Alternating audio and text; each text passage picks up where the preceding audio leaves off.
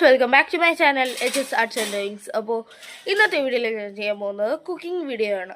അപ്പോൾ ഇന്നത്തെ റെസിപ്പി എന്ന് പറയുന്നത് പോത്തുകറിയുടെ റെസിപ്പിയാണ്. അപ്പോൾ നമുക്ക് നേരെ വീഡിയോയിലേക്ക് പോകാം.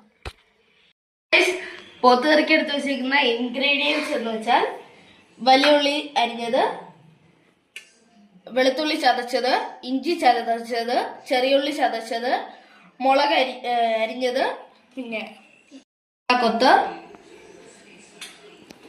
മുളക് പൊടി, മഞ്ഞൾപ്പൊടി, മല്ലിപ്പൊടി, കുരുമുളക് പൊടി, പിന്നെ ഗരം മസാല, പിന്നെ കുറച്ച് കറിവേപ്പില. നല്ല നാടൻ പോത്ത് കിട്ടിയിട്ടുണ്ട്.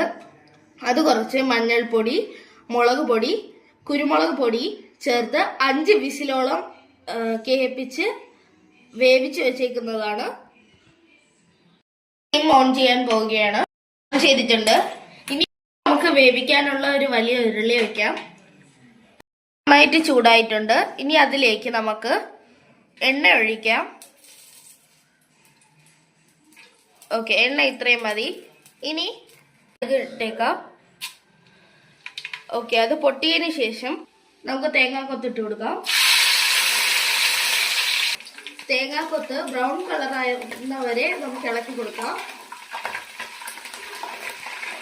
ഏതാണ്ട് ബ്രൗൺ കളറായി വന്നിട്ടുണ്ട്. അതിലേക്ക് നമുക്ക് കുറച്ച് വറ്റൽമുളക് ഇടാം,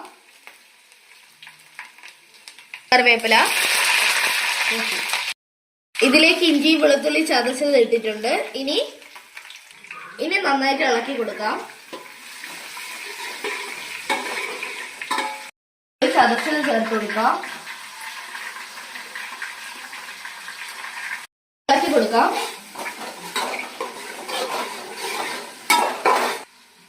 ഈ സവാള അരിഞ്ഞത് ചേർക്കുകയാണ്. കുറച്ച് ഉപ്പിടാം. ഇനി ഗോൾഡൻ ബ്രൗൺ കളർ ആവുന്നവരെ നമുക്ക് ഇളക്കി കൊടുത്തോണ്ടിരിക്കാം. സവാള ഏതാണ്ട് ബ്രൗൺ കളറായി വന്നിട്ടുണ്ട്. ഇനി ഇതിലേക്ക് പച്ചമുളക് ഇട്ട് കൊടുക്കാം. പച്ചമുളക് ഓപ്ഷനിലാണ്, വേണമെങ്കിൽ ഇട്ട് കൊടുത്താൽ മതി. ഇതിന്റെ ഇടയിൽ കൂടെ തന്നെ തക്കാളി ഇട്ട് കൊടുക്കാം. ഞാൻ ഇവിടെ തക്കാളി ഇടുന്നില്ല, എനിക്ക് ഇഷ്ടമല്ല, അതുകൊണ്ട് ഞാൻ ഇടുന്നില്ല. നല്ല ഗോൾഡൻ ബ്രൗൺ കളറായി വന്നിട്ടുണ്ട്. ഇനി മസാലകൾ നമുക്ക് ചേർത്ത് കൊടുക്കാം. മഞ്ഞൾപ്പൊടി, മുളക് പൊടി,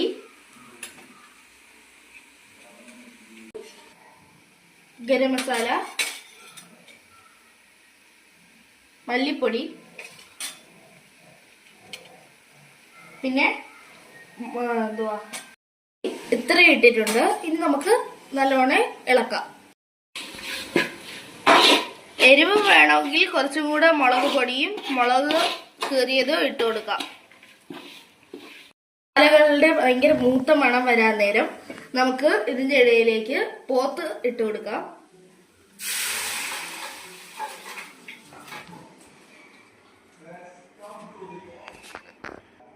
ഫുള്ള് ഇട്ട് കൊടുത്തതിന് ശേഷം നല്ലോണം ഇളക്കാം. അപ്പൊ നല്ലോണം ഇളക്കുന്നുണ്ട്.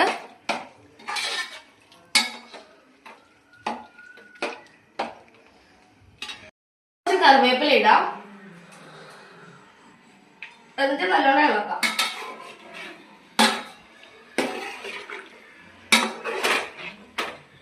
ഇത് അടച്ചു വെച്ച് 5 മിനിറ്റ് വേവിക്കാം.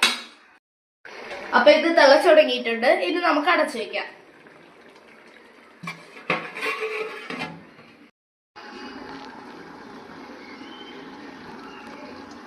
തുറക്കാൻ പോവുകയാണ്.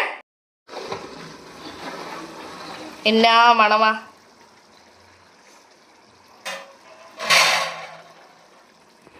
വെളിച്ചെണ്ണയും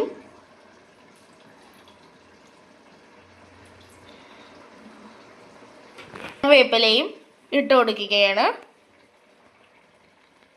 അപ്പൊ ഇനി ഇത് സെർവ് ചെയ്യാം.